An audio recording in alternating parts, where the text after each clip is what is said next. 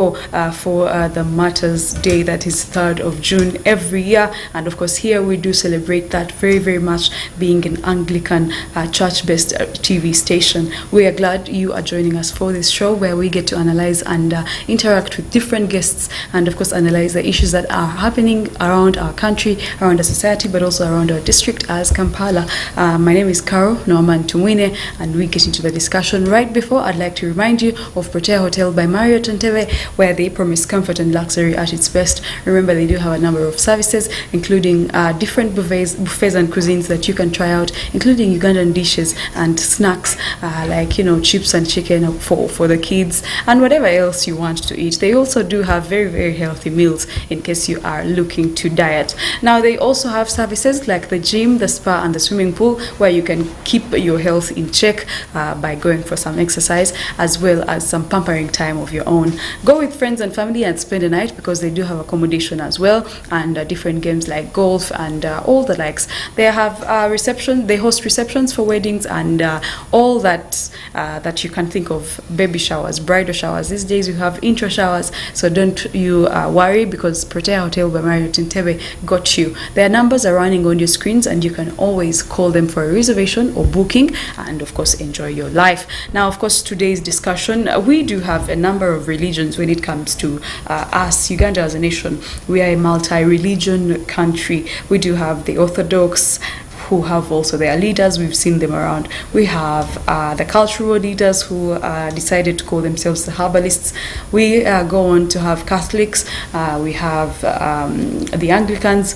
We also have the Muslims. Today we are focusing we're focusing our guns on the Muslim community and exactly how the issues are running that side of things. Particularly, we are going to be looking at how the Muslim women are trying to fight and advocate for their rights, to make sure that they are equally served when it comes to the community, because we know that it can easily be overlooked and forgotten, maybe, that they also deserve some of these rights. For example, we do have a group that has filed a constitutional petition seeking to address the critical need for the implementation of some of these rights. We are going to look at that in detail with my guest today, Nakitende Fatiinah, who is an advocate and a lawyer, and she's going to be telling us more about that. You're most welcome to studio. Thank you so much. Say hi to the viewers. Good morning, dear viewers. Bless you. My name is Fatiinah Nakitende. I'm a lawyer and practitioner, and today I represent the Islamic Women Initiative for Justice, Law and Peace. Okay. Yes, please. Thank you so much. Tell us a little bit about being a Muslim lady, how it's like, the pride of it, how it feels, because I, for one, can tell you being a Christian lady is amazing for me. I've learned a lot. I've learned to be humble. I've learned to be Christian. We have our values that we follow. True. That you might know, because I've also heard something about the Muslim women. Yeah. And so I would like us to paint a picture of how it is to be a Muslim lady. Thank you so much. It's really a beautiful thing to be attached to a religion that you believe in. I believe everyone needs a spiritual element in their lives, and being a Muslim, choosing this faith and living it, being affiliated to it without anyone forcing me, not my parents, not my husband, a religion that can allow me to be a woman, that can allow me to do what I want as long as it's within the limits of our Lord. It's really a beautiful thing to live. Wow. Yeah. Thank you so much for that. Could you please tell us a little about IWILAP and what they do, their mandate, and how far with achieving that particular mandate? So the Islamic Women Initiative for Justice, Law and Peace is a Muslim-founded NGO or organization. It was founded by the Islamic women, the lawyers, to advocate for the rights of the Muslim women. Such as we have so many issues pertaining women, including sexual reproductive health, including women's rights. In most cases, people think that we Muslim women are being forced to live the life that we live, and as a result, we find that most of the people want to put us down. So we try to advocate for the Muslim women rights and see that they live the life that they should live, because our religion advocates for equity between the men and the women. Even in the acts of worship, in our Quran and verses, if you have come across them. So we try to see that these women get the justice that they need. Wow. Yeah. Okay, that's amazing. Now, growing up, I was told that as a Christian lady, there are things I'm not supposed to do, which I believe is the same with your religion. We had the president of Tanzania come out to say she's comfortable having co-wives because that's what her religion tells her, and people judged her for that. People say, just like people judge us Christians, like, why are you in a trouser yet you're a Christian woman, you know? I remember there was a lot of judgment and scuffle around that. And do you support the way our society treats or our society judges people because of the way they are different, the way they've chosen to be different? I do not really support it. I believe, like I said earlier, being affiliated to a religion, it means you are submitting to the will of your Lord. And I believe that when you say I am a Muslim, it means you're submitting to all the rules of Islam. So if Islam allows for polygamy, then you have to, we don't have a choice about it, but then we have a choice to decide how that polygamy should be done, because it should be done justly. There are rules pertaining that.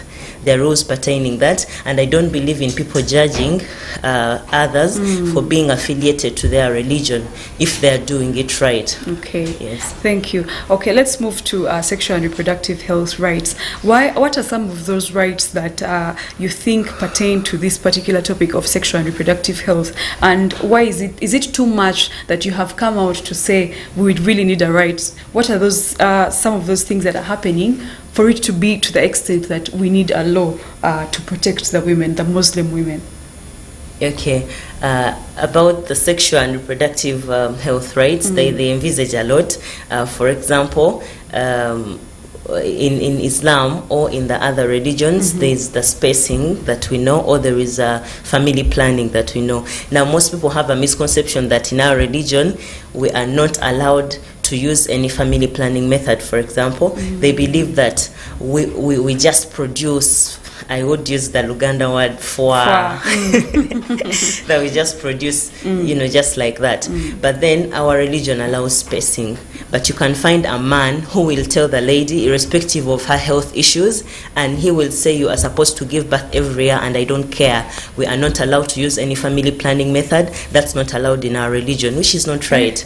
It is allowed if what we are looking for is not to cut the reproductive procedures, but to space our children and to ensure that the mother is healthy and the child is healthy. If I have to undertake or to undergo a family planning method to protect myself from maybe the cuts, if I give birth by Caesar, or if I need time to breastfeed my child, give time to this child before I can add on another, it is allowed in Islam. Totally allowed, as long as you get a health practitioner that advises on the best family planning method, and your reason is not to stop yourself from giving birth, but to space your children. Okay. So all those are things that the men don't know, or things that some women don't know that they have a right to. So here we are, we try to advocate for those rights, and we tell them, hey, look here, you have that right in the law.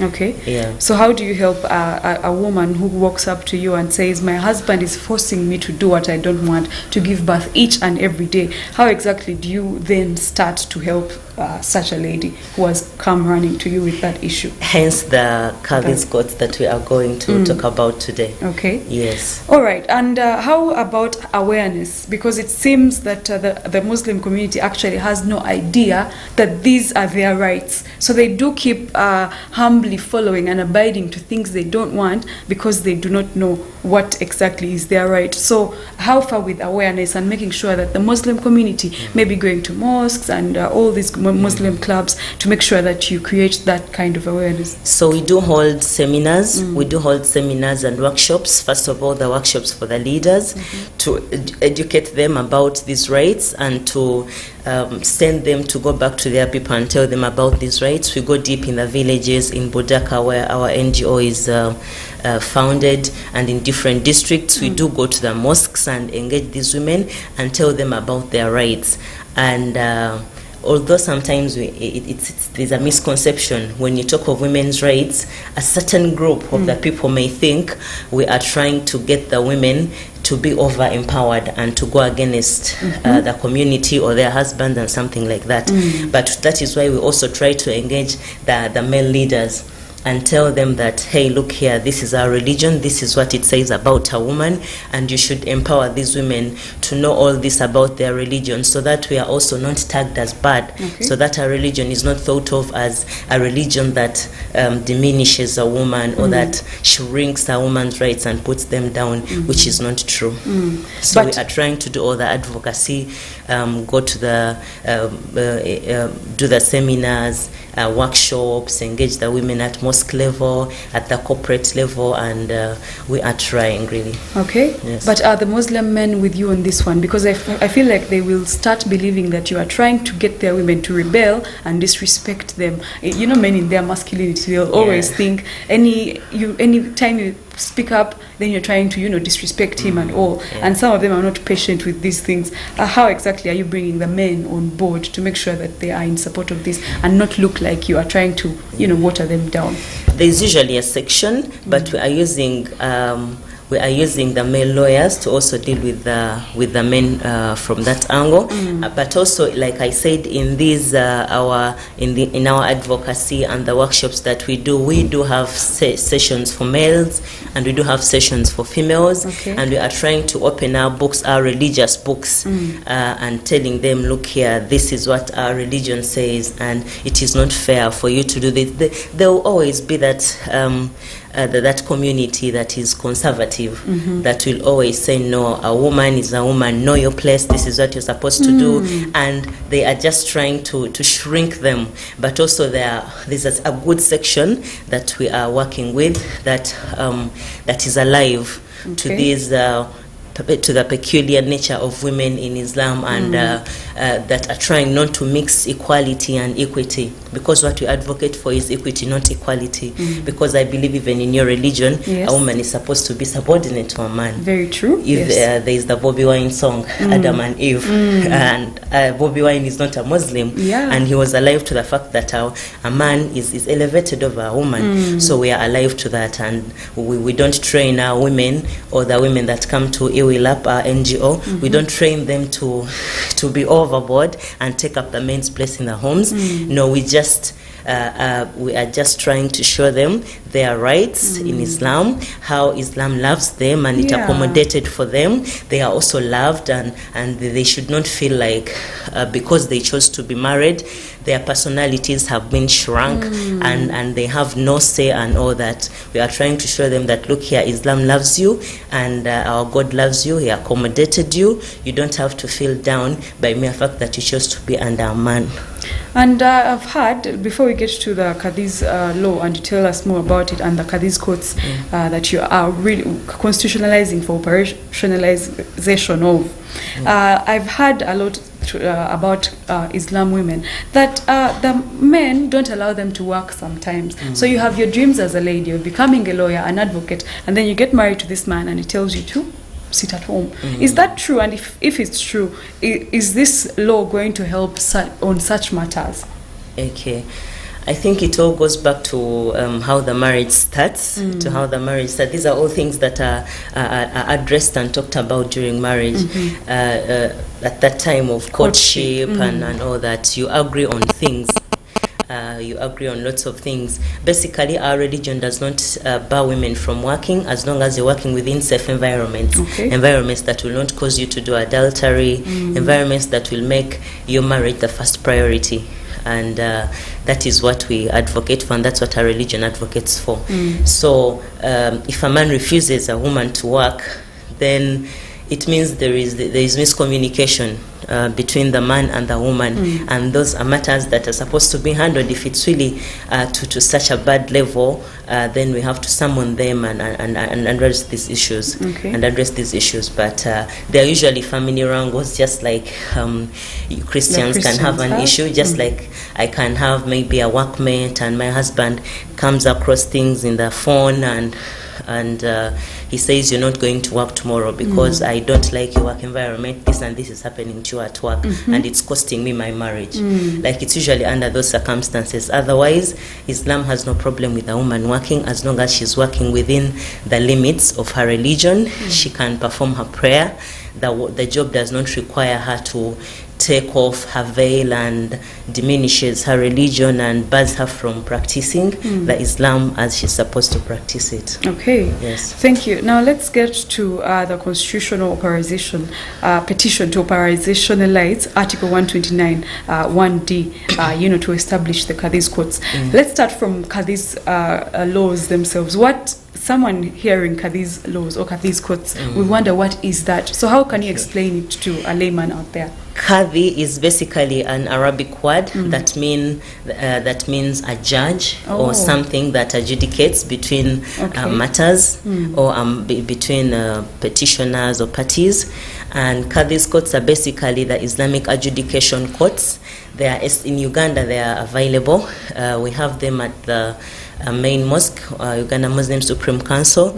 We have one at Shibuli, and on the district level, we do have them. These Qadhis courts, they handle matters of Muslim personal law, things to do with marriage, divorce, inheritance, maintenance of children, custody, and things like that. So those Qadhis courts are there, but right now they're operating informally.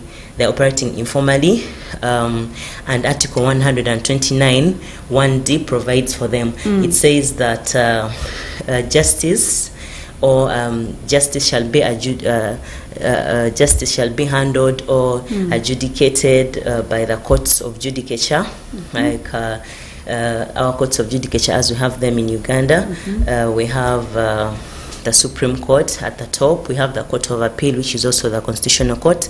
We have the High Court and the other subordinate courts. And those courts include the magistrates' courts. Yes. And now the Constitution placed the Qadhis courts under the subordinate courts of the High Court in that article. And it says that Parliament may enact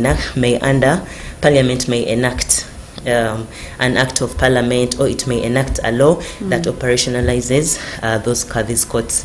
So we are petitioning the Constitutional Court to see that those courts are operationalized. They are already there, but they are not formal because we need a word, we need a go from the Parliament to see that they are formally operating and recognized. Okay, before we get to the formalization, we have courts operating already in Uganda, and if every religion comes out to say, please formalize our court, how is it going to be? Because I thought the courts that like you've listed them, Supreme Court, Court of Appeal, the Magistrates Courts, and the other subordinate courts, and the High Court as well, they're all there to help us as Ugandans, us as a community. Whether I'm a Muslim, whether I'm from the Orthodox Church, the Catholic Church, they're supposed to help us all. So if you separate and say, no, we need the Muslims court, maybe someone might not understand you and why you're doing that, because there are already courts in place. So could you shed a light and make people understand why we need to, we need government to pass this particular petition to operationalize the Qadhis courts? So that's a very nice question, and I believe it's in the brains of so many non-Muslims out there, and even some of the Muslims. We need these courts. Like I said, they're handling specific matters, things to do with marriage, divorce, maintenance of children, inheritance, and things like that. You will notice that those matters are spiritual matters in our religion. They are things to do with Muslim personal law. Our marriage procedure is a bit different from the procedure as we have it in these other courts or in the civil law that we have. And you will find that the civil law directly tallies with these other religions. It's basically the same. The civil marriage is the same as the church marriage. So most of those rules are the same. But when it comes to our religion, for example, some grounds of divorce may differ. What we will say that the standard or the demand, what a man like in the marriage, what Islam expects from a man may be slightly different from what this law, the civil law, expects from a man in marriage. And our inheritance, the procedure, is different from the one as we have it. So there's a spiritual element to the Muslim personal law, which includes the marriage, divorce, and all that. And I believe the framers of the Constitution were alive to that. That is why they put up that specific clause in the Constitution. They limited it to just the Muslim personal law. The other things of contract, the other things of land and all that, you can come to those courts, but then even these other courts can do just the same thing that we would do. That's the difference. That is why we need the Qadhis courts to handle these matters that are specifically for Muslims, because we know that the judges may not really have the knowledge of the Quran, of the Sharia, which is the Islamic law. They don't have that knowledge, so we leave it to the Muslim leaders who are well versed and they are well trained and they know these laws. So we would leave it to the Muslims to handle their Muslim personal law issues, because there is a spiritual element attached to them. Okay. What kind of support are you looking for? Are you looking for the government's support to come and convince Parliament to pass this particular bill and make it a law? Are you looking for support of us, the people? Are you looking for the support of the church, your fellow religions? Where do you hope that support will come from for you to help in the formalization of this particular law?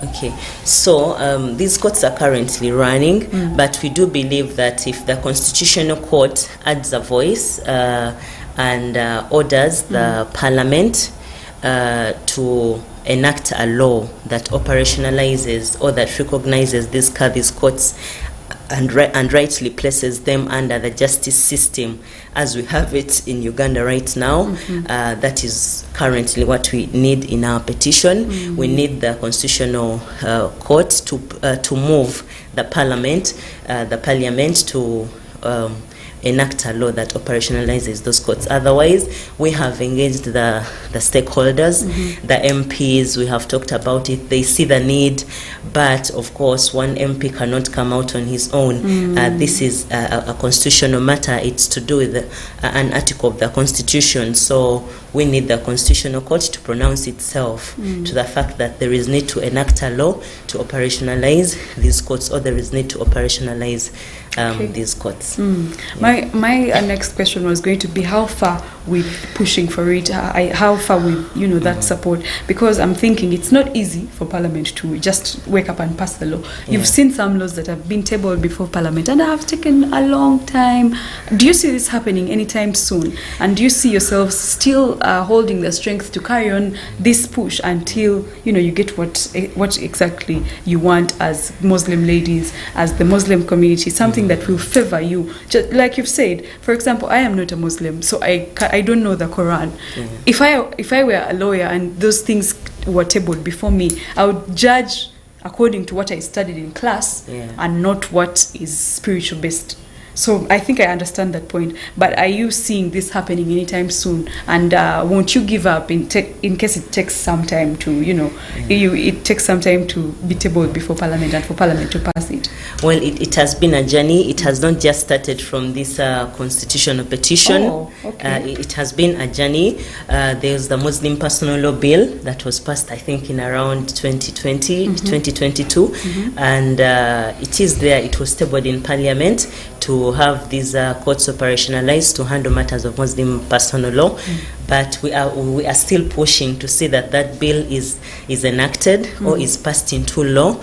At least from there, we can really have a start. We have advocated, we have written, and we thought that petitioning, putting in this formal petition, will be a better move for the court to operationalize these courts, because more advocacy and words we are writing, we are doing this. The judges are not moved by what you write. The judges are moved by what you put on their table, and then they sit and discuss it and see whether there is a gist in what you put. And I think we put enough brains to our petition. petition, and we hope that they will pass it.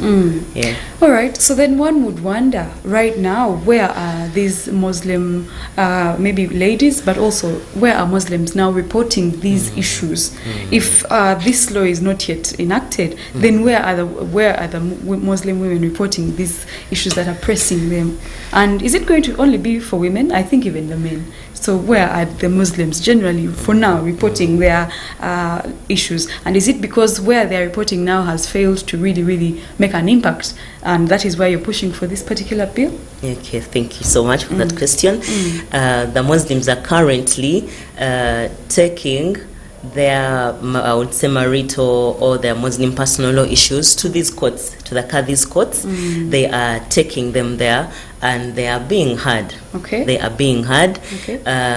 Although sometimes when they get decisions, those decisions are appealed against, because, as you know, if something is operating informally and it is not recognized lawfully, it's not absolute. It's not absolute. And also sometimes if maybe they have an issue, they are reporting a husband, it is usually hard to compel the husband to abide by the judgment. If we have to summon the husband, or if a husband has reported a matter and has to summon the wife, they will feel like, who are they? Who are they? Why are they calling me to this? So he won't feel compelled to come. It's different from when a police sends you a warrant and says there's a warrant of arrest. Yeah. So that the formalization, or if we get that word from court or the Act of Parliament, or that formalization, if they get formally recognized and rightly placed under the justice system, we know that if a woman maybe reports something, or a man reports a matter, and then they summon this lady, the lady will know that if I don't attend, and the man will know if I don't attend, they'll come for me. There are consequences. So that is, currently they are there, but they have those issues. And also the procedure issues, they are also a bit tricky. Right now, because of lack of regulations, like in any courts, we need regulations that govern the courts. We need procedure manuals and all that. Some of these courts have really tried to put them up, although still, because of lack of formality, it is hard. It is hard. But if they are formalized, we shall know these procedure issues. For example, the panel, the panel also has issues. But basically, let me first complete the procedure issues. The procedure is a bit is like when you summon someone, when you go and report your matter to the Qadhis courts, they will give you a letter summoning your spouse or something. They will give it to you instead of sending a court clerk, and that's a bit tricky. I cannot produce my own husband if he has done any injustice to me. Of course. Like it's hard. So we need a court clerk to serve. But now if you tell me we cannot proceed until you produce your husband, I don't know how that's going to work. It means I won't get the help that I need. I have run to you thinking I will get help, but then if the procedure is not okay, if I cannot produce the person I have reported, then that means there is no business. And it's a bit tricky. And then also we would say the panel, the adjudication panel, sometimes the women that we represent have intimated to us that sometimes they're not comfortable with the panel and how it is. Currently, the panel, the adjudication panel, the panel that hears all those issues, it's constituted by just the men. And like you were saying, we know that women have a place in Islam, in the law, in the adjudication, in hearing of these disputes, because in our religion, going back to the history, our prophet Muhammad, oh, by the way, we love Jesus, son of our own. Wow, amazing, amazing. So Prophet Muhammad, who is our last prophet, he used to be the Qadhi. or the leader. He was the judge. He used to be the adjudicator. And when matters were brought to him pertaining women, and they were giving him details that are just peculiar to the women, and they were very sensitive, he used to call upon a lady called Aisha. Aisha was a leader in Islam. She was a leader. She was very knowledgeable, and he used to send them to Aisha. So Aisha used to listen and evaluate and assess, and then they would discuss with the Prophet, and then they would come up with a verdict, something like that. Wow. So including the women on these panels, having like 2 women. In our religion, where one man stands, we have two women to stand. Okay. So that in case there is anything, sometimes we are weak, sometimes we have issues, and you know that I can always consult you and say, what did she say? You know, something like that. Okay. So if we can have like maybe 2 ladies on that panel, so that a woman feels like she's comfortable airing out her issues. Yeah. Although we can maintain the men. Of course, we are not saying let the men leave the panel and we just take it over. No, women having a constituted, we want to feel represented on that adjudication panel in those Qadhis courts, and so that the women feel like they're home. I have a fellow woman, someone who is giving me another ear. Yes. Okay. So those are all the issues that are ongoing. So maybe those are some of the advantages, but would you like to add any advantage of formalization of this law before we cross to, where do we see it in, some years? Any advantages? Of course, we feel like people will feel like they are home. They'll feel like I am being judged by someone who understands my religion, someone who knows this law very well, and I think we feel better at home if we are handling if we let spiritual matters be handled by the we would say men of God or women of God, and that is one. And then second, it will also reduce the backlog in these courts that are the courts of judicature as we have them now, because we do know that you can take a matter to the court and it can take you 2 years before you get a verdict.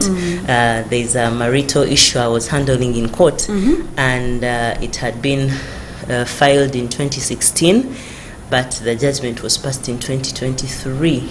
And it was a marital and divorce matter, so I'm imagining if a lady needs to divorce and move on, what has she been doing for all those 5 years?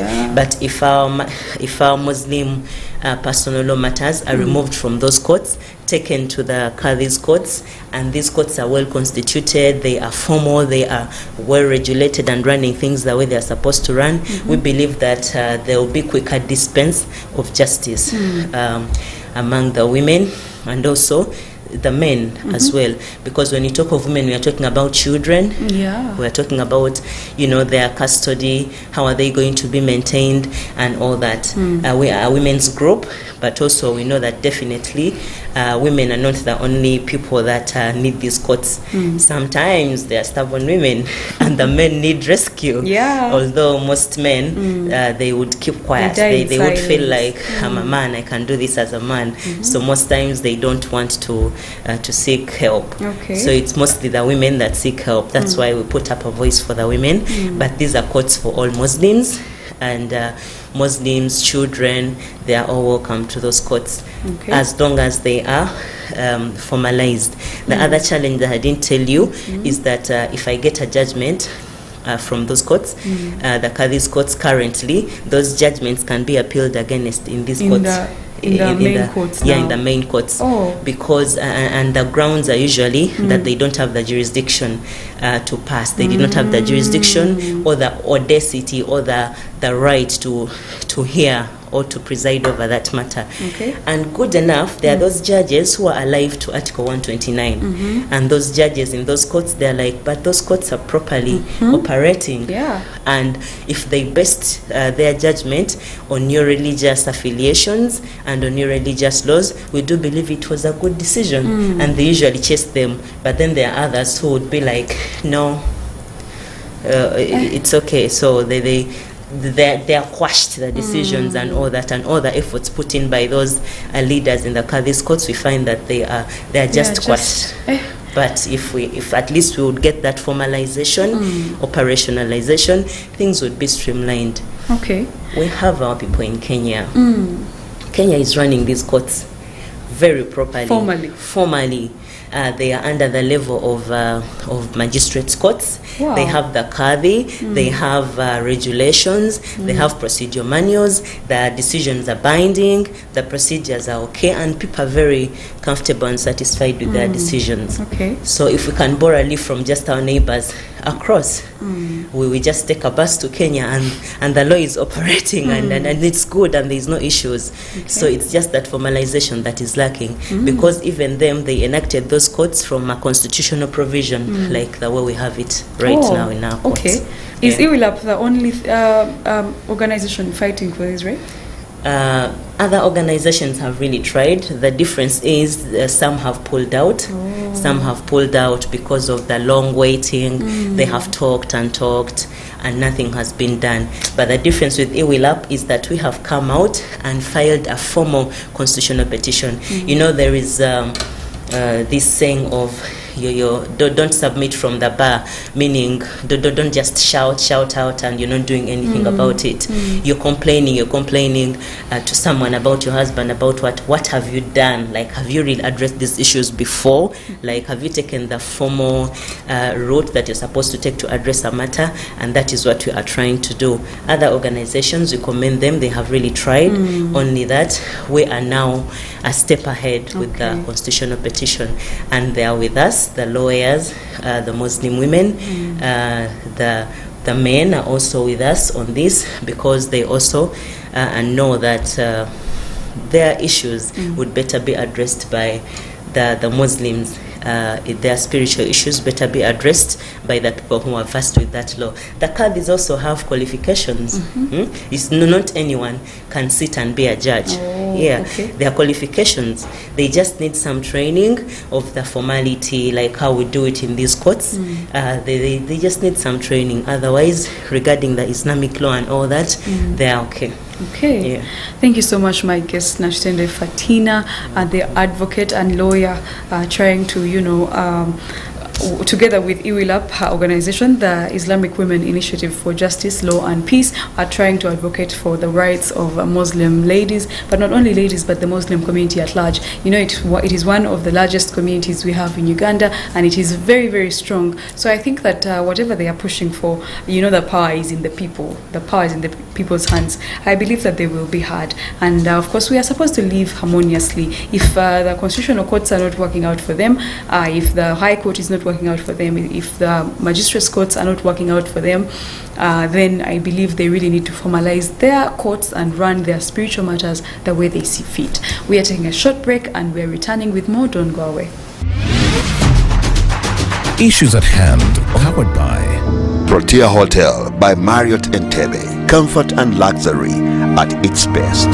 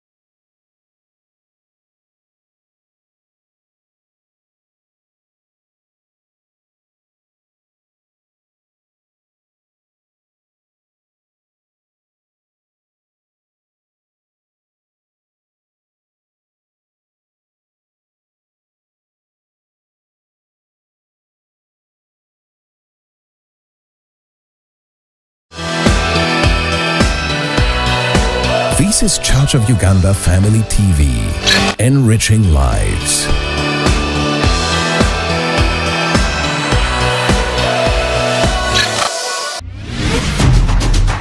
Issues at hand, powered by Fatiinah Hotel by Marriott Entebbe. Comfort and luxury at its best.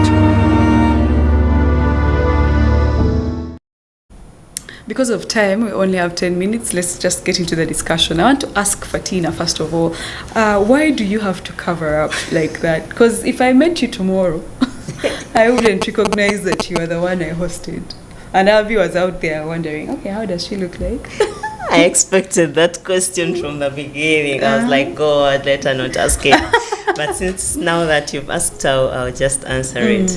So, in our religion, a Muslim woman is told to cover up. Okay. She covers up her body, and of course the reasons are to stay modest and to preserve her body for her husband, and also to avoid her being in our religion, we call it fitna, a chikemo for the men, you know. So we do cover up. The ideal is to cover everything that you know would be a source of the temptation. And there's a section of the scholars in our religion who believe that the most tempting thing on a woman is the face. Hey, not the body. People believe it's usually this. Someone will see my face, and the first thing they recognize is my face. And before they even fall for any, I think they'll be like, she's pretty. But when they say she's pretty, they'll mean the face. Okay. While another section says, no, you can leave out the face and hands and cover the remaining part of your body. Okay. So those who choose to go with the first section of scholars, like me, I would feel comfortable when everything of me is covered. I would love to be judged by what I say and what I do, how I present myself, rather and than then the beauty. But then also the other people who believe I can just cover up, I don't have to cover my face. There is no harm on them, and it's not like I am better than them or they are better than me. In the end, the most privileged before our God is the one who fears God most and the one who is most cautious. It could be easy for me to dress like this, and another sister in Islam has another act of worship that they are better than me in. So we appreciate each other, we compliment each other, and some people call it enema. You know, enema. I think you call it enema, like faith or level of faith or something. It's not this is not an Arab attire. It's a Muslim attire, and if you're comfortable with it, you can adopt it. If you feel like it's too much, you can just keep your veil on, a decent cloth that is not revealing your body, and you're still good to go. But we are allowed to associate. We are allowed to. I can even go to court like this. There is no law that bars me from appearing before a judge like this, because in the end, if I have my practicing certificate and I have the right law to speak, and I can convince the judge, he doesn't have to see my face. Okay, let's end with this. Now, if this bill is not passed by Parliament soon, if the constitutional right is not given attention very, very soon, are we seeing a challenge? What happens then? Could you shed a light on that? Because I saw that there's a court order awaiting, and I'm just wondering if all that is not given time soon, what happens? Okay, of course we shall wait for the court process to ensue, because it is it that can give us a go-ahead. But then in the meantime, we shall be talking to the different stakeholders, because these women need the issues at hand, the women's issues and the Muslims' matters of Muslim personal law, they need to be addressed. So in the meantime, we can talk to the different stakeholders to see that this process is quickened, and we shall continue with our advocacy, of course, and we shall continue empowering our group that we serve, which is the women, to know that they have a right to access these courts. And perhaps we can also sit with the courts, because we are a team, we are all Muslims, we are not against them operating. We just want to see that they are formal, they are regularized, they have the right procedures, So we shall engage with these courts and see that in the meantime we can keep drafting the informal regulations that can govern these courts, that can guide the courts as we wait for the court to pass its word or to put a word to the parliament. Beautiful. Yeah. You can say bye to the viewers and your last words to them. You have been great viewers. I'm so glad. I have never been to a church TV and to this group. You're so welcoming. Thank you so much. And to the women out there, our religion loves you. Our religion is alive to your needs. And we would wish that our fight for these courts is really hard, and our cries are hard, and that the stakeholders or the Constitutional Court really hears our petition first, and we see that we serve the community that we want to serve, and that they get the justice that they need, and they are judged according to their religion, but with formality and proper regulations. And we really hope to move forward, and we hope to keep helping the ladies, the children come out of the issues that they have at hand. We hope that the operationalization of these Qadhis courts will be a great milestone, not only to the women, but to the Muslim community at large, and also to the other women. Because we live in a world, or in Uganda, as a community. If my family is okay, of course, your family will be fine. If there's no wrangles in my family, my neighbors' Christian kids will feel comfortable coming around and playing with my kids. That's true. If I have psychological torture coming from my family, I will bring it to my Christian friend at work, and it will all be chaotic. So if we solve the issues of the Muslim community, the issues of the Muslim women, it will have contributed a lot to the peace, security, and mental health of the entire community. Thank you so much, Nakitende Fatiinah, for this beautiful, beautiful discussion. Please, our regards to IWILAP. Thank you so much for the